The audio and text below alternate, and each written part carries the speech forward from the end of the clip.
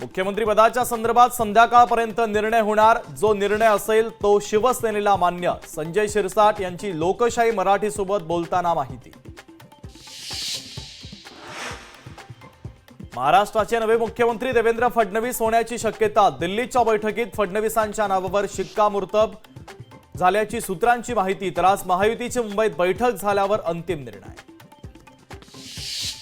एकनाथ शिंदे उपमुख्यमंत्रीपद स्वीकारण्याची शक्यता। शहांकडून शिंदेंना उपमुख्यमंत्रीपद स्वीकारण्याची विनंती। शिंदे आज शिवसेनेच्या प्रमुख नेत्यांशी करणार चर्चा।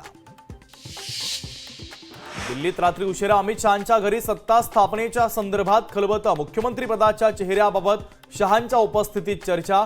मुंबईत आज महायुतीच्या नेत्यांची पुन्हा बैठक।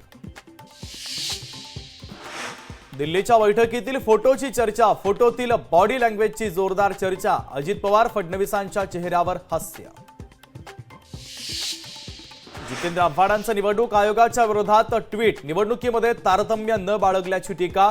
ईव्हीएम वरून जितेंद्र आव्हाडांची टीका।